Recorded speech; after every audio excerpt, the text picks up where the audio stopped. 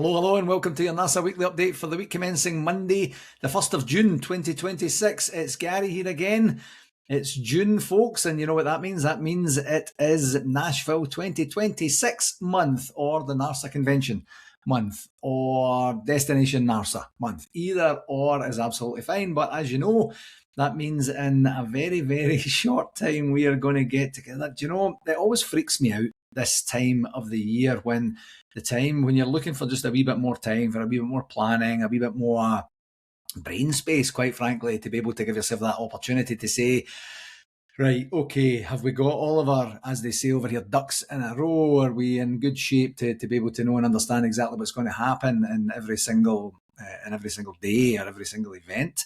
And then all of a sudden time just seems to go into super speed, and then you're kind of like, oh my God, it's next week. Oh no, here we go. So that's an exciting thing. I'll get to that in a wee bit here. Welcome to a very, very windy and rainy Calgary. We've had a really good spring thus far, and yesterday and today, my oh my, it's been mental. And the reason I mention that is I'm getting on a flight here in a few hours. I'm heading over to Toronto for some work again, and I'm kind of thinking, should we be taking off in this sort of wind? I'm not a scared flyer, but I'm not massively super comfortable with it either, especially in this sort of wind. So that's going to be an interesting experience. Hopefully everything goes okay, and I'm here back in the same seat next week to kind of walk and talk you through exactly what's happened this last week. But not super keen as I look out the window here to see that. And you know what? A very big welcome on board. This was some breaking news last week. It's old news now, of course, with it being Monday. But welcome to Rangers Lauren Shankland. And it's one of these things that I think has been met with universal approval. And even the folks that were saying 3 years too late or 2.5 years too late, or whatever that looks like, the timing is the timing, and we don't get to control any of that. And, to have what should have been a title-winning captain join us from one of our main rivals, the team who beat us in the championship race, that's a big deal. That's a marquee signing, and sometimes we kind of underplay them a wee bit when it comes to being a Scottish player, but it's great to have him on board. Spoke very, very well, cut his holiday short. I'm sure his wife and kids were delighted by that.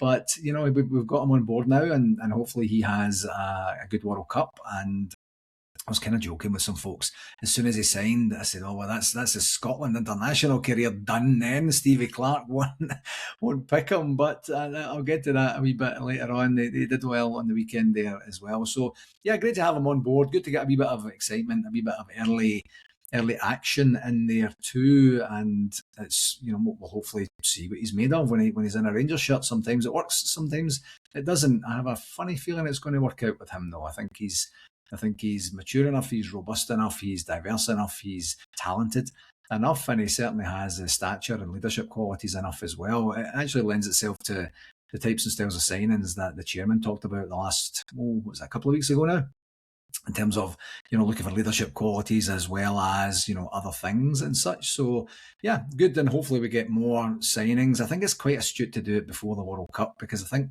it feels like things will just kind of stall, stagnate, slow down a wee bit during the World Cup. And then after that, that kind of tiered system that you have from a transfer perspective, all the bigger teams will do their selections, and that will cascade down to availability for other teams and other cost brackets, other budget brackets.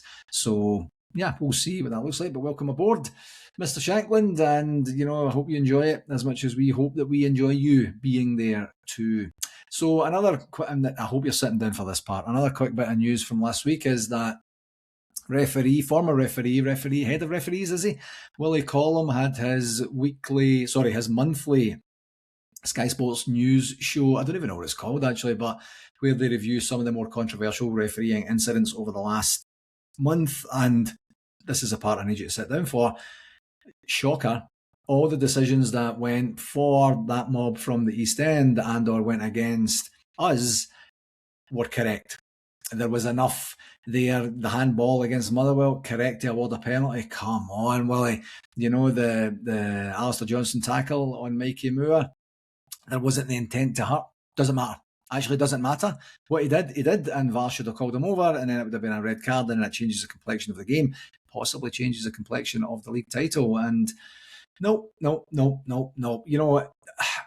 There's almost an admiration to if you truly genuinely have so much conviction in what it is you're doing that you double down on something. You say, I firmly believe this, and then there's just blind faith, blind stupidity, and to come out and back these up is just, it's just absolutely nonsense. You know, one of the key things for me is that when you get it wrong, you say you got it wrong, and then you move forward from there. But they don't seem to be able to do that either. So the great thing is, as I think I've said before on this pod, is that it's not just us that's talking about it now. You've got Hearts with a genuinely solid grievance there, and you have people further afield in the footballing world saying, wait a minute here, like that's not coincidence. You know, three pitch invasions in the space of 3 weeks, and it's just exuberance and things like that. Like, come on, man. It's as my good friend John Bomber Brown said, it's corrupt to the core, you know, and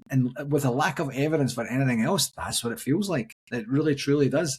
And so for Willie to double down on these decisions, I understand you need to back your team members and such like that, but sometimes backing them is pointing out the flaws, pointing out the mistakes. How are they going to grow? How are they going to learn from that? You know, the whole team, the whole entire team, because it wasn't just on-field refereeing decisions. It was a combination of VAR and on-field, and it's just an absolute nonsense. It's embarrassing, actually. It's really, truly what it is. But anyway, so no game segment, not really a game segment, but if I go straight to the shout-outs, I did want to congratulate Scotland, and in particular Lawrence Shankland and Finlay Curtis, for winning the game and getting on the score sheet 3 of the 4 goals scored by Rangers players, and commiserations to Billy Gilmour for his injury that kept him out of the World Cup. Other than the fact that he's a Rangers man, the fact that he's a former Rangers player, and a good one at that, that's a big blow for Scotland, you know, for us to be able to, or actually for us not to be able to call on his services and his ball keeping skills and such. I don't watch a lot of Scotland games. I watch all the World Cup games, of course, but that's a blow. You don't want to see that for anyone, almost anyone, prior to the World Cup. So yeah, that's too bad. But great to see Finlay Curtis get his first goal. His stock is just rising and rising and rising. I mean, who would have thought if someone had said to him, Finlay, here's what's going to happen in the next 6 months for you. You're going to go to Kilmarnock. You're going to help keep them safe. You're going to get a call up to the Scotland squad. You're going to be in the World Cup squad, and you're going to score your first international goal within the next 5-6 months. He would have been like, whoa, are you smoking crack, man? Like, what is happening here?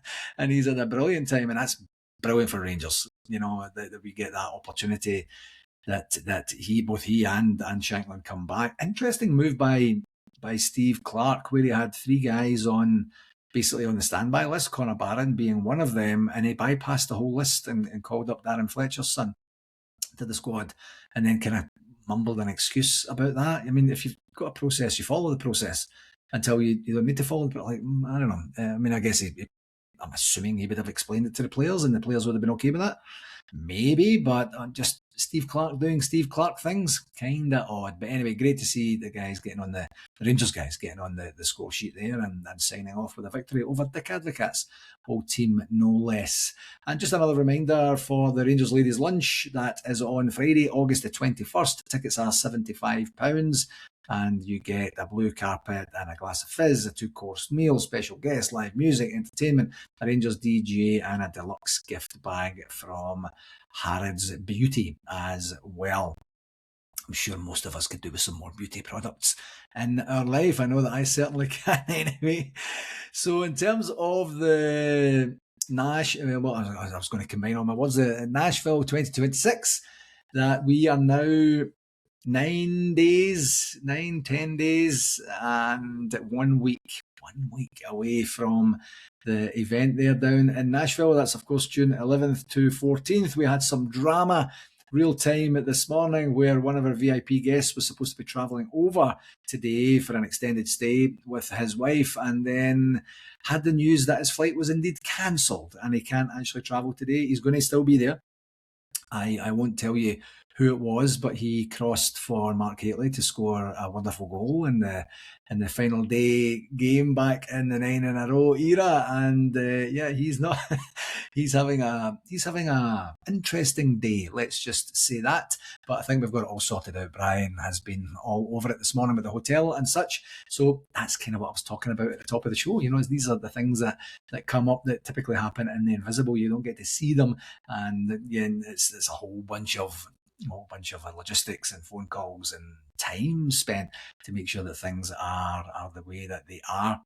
I do have a wee bit of an announcement in terms of ticket sales that are going to be quite material for some, I imagine. But just before I get there, just a reminder that we have Derek Ferguson, we have Mark Walters, we have Scott Nisbet, we have David Robertson, all coming from the club. We have Jim Gillespie, we have Fraser Thornton, we have Greg Marshall.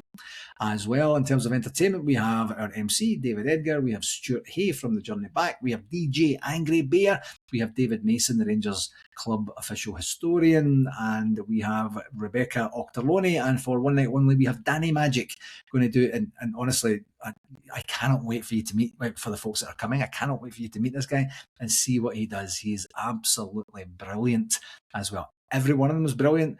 The magic stuff is magic, it's kind of fun in there. So yeah, we've got things going on. The ticket sales for the Davy Cooper Memorial Top Golf Tournament are going really well as well, and we have some of the VIPs coming along with us as well, so you get to hang out with them a wee bit more in an intimate setting if you're interested in that, which is kind of fun. I mean, that's a week on Friday that we're going to be going there, which is going to be a lot of fun.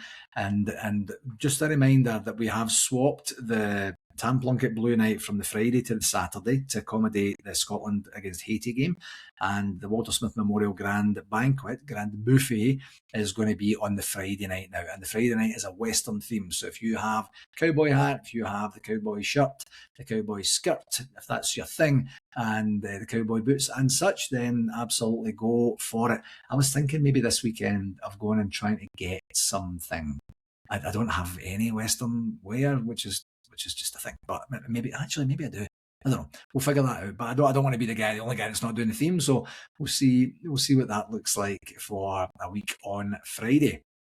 In terms of ticket sales, we've had a few inquiries. So, here's a wee bit of a disclaimer.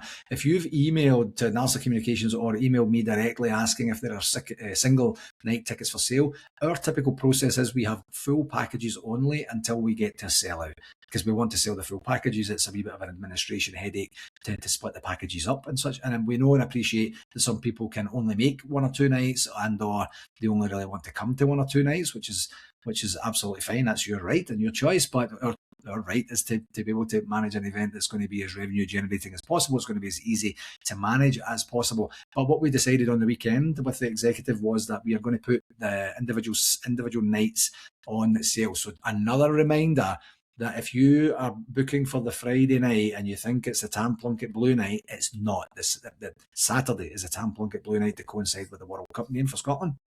So the Thursday night welcome night is going to be $70. The Friday night Walter Smith Memorial Grand Buffet is going to be $120, and the Saturday night, which is the Tam Plunkett Blue Night, alongside the Scotland game, is going to be $70 as well. So $70, $120 and $70. If you go to narsa.ca/tickets, you will see all the information you need there, and you can go in and get your individual purchases there. What we're doing for all the packages is it's kind of like a all-inclusive style where, and it's not all-inclusive, by the way, before you get excited in terms of drinks and food, but we're going to give you one single band that's going to do you for the full 3 days. For the folks that have the individual nights, you'll get an individual paper band for that one particular night. So just be prepared for that. You can just cut that off and take it away. It won't get you in for any of the other nights, and then security will make sure that that's the case.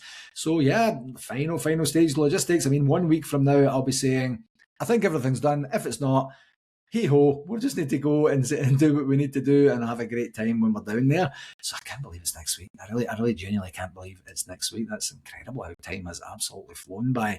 I mean, Leo, my son, he's got like basically this week and Monday, Tuesday next week, and that's him done with grade 11, and then he goes into being a senior at high school and then on to university and such. It's just wild how time is going.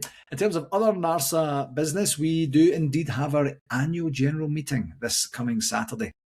And I believe that's 9 o'clock, so that's 11 o'clock Eastern Standard Time, I believe. and 8 o'clock Pacific and 9 o'clock Mountain Time. For us, the agenda, the financial reports, everything is in the process of being sent out. The financial reports are going to come, I believe, on Wednesday this week. We wanted to reconcile up to the end of May so that we get an opportunity to talk about the most current finances rather than just a month old. So, but the agenda and the AGM minutes from last year and such have been sent out.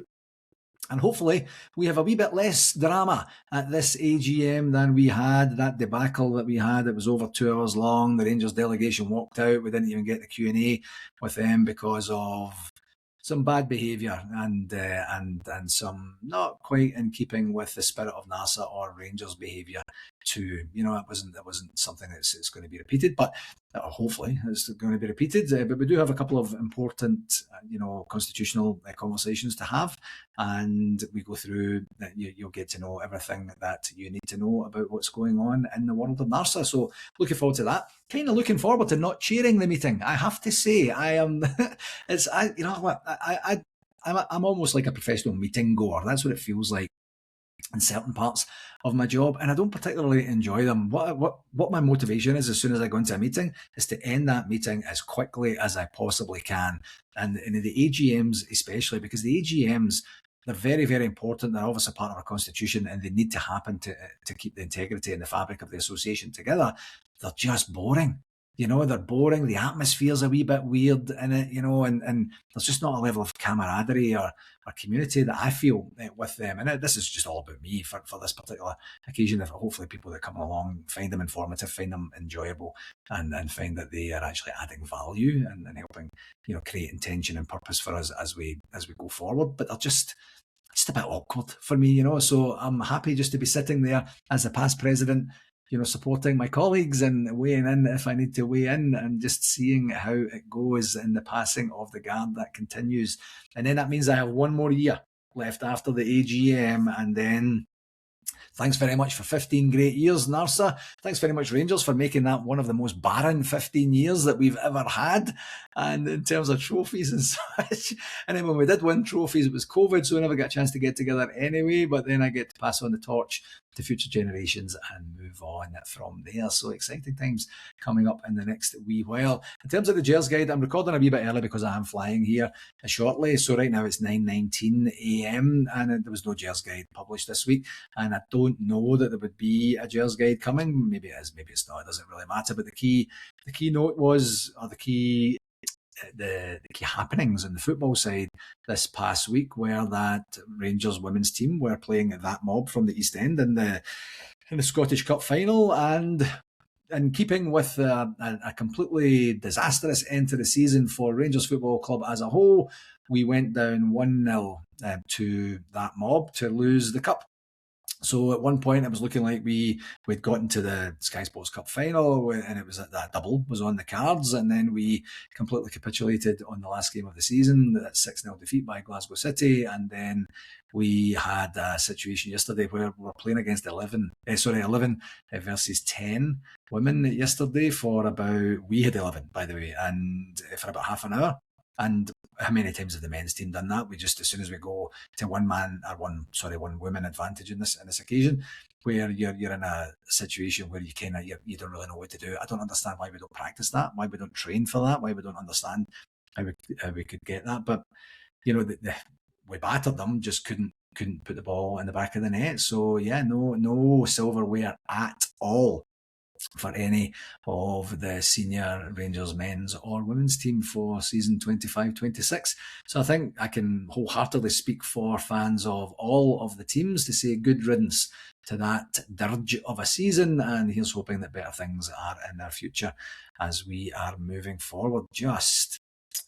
Oh boy, I feel so bad for them. I know how I would feel if it was the men's team. I know how we would all feel if it was the men's team. There would be devastation, there would be anger, there would be frustration and such. And I feel so bad for them. Working so hard to get just within that sliver of between success and failure, and unfortunately we always seem to err on the side of failure these days, and that's what the chairman talked about a wee while back there. So hopefully better times for the team. There were a few of the Rangers women's team, the core of the The group signed new deals this past week or so I hope that bodes well for the future, and we can get some additions in to make things a bit stronger and a bit more a bit more open to actually succeeding, as in winning trophies for next year. So Leanne Crichton did not have her troubles to seek in her first season as the Rangers women's team manager, and that's just too bad. Another bit of news from the club. This may be interesting for some of you folks. The fan advisory board are now in a situation where they have opened up for applications for new members to join the advisory board. My understanding is there are 3 positions open, I think. And some people are staying, some people are leaving, and then they're going to try and have this kind of split model where as you ease out your tenure, that it's not the full board that are leaving, and we really should think about doing that from an NARSA perspective too, because we could literally have a brand new executive who just don't know what they're doing each and every second year when we get to that election time. We just haven't quite done that. Maybe that's something we can talk about at the AGM next week. But yeah, it's they're looking for, I think they're really just looking for core skills. I don't think there's any particular disciplines that they are looking at or would completely discount. They're looking for people that have the time, the energy, the effort, the dedication, and of course the skill set to be able to join and liaise with the club and work on the various, working groups that they have in place and move things forward to further the agendas for Rangers in the football community and the literal community and worldwide too. So I'll tell you some dates. The applications close. So applications are open now. They opened a week ago, and the applications are open now, and they close on Friday, June the 12th. So that's a week on Friday, actually the Friday of Nashville 2026.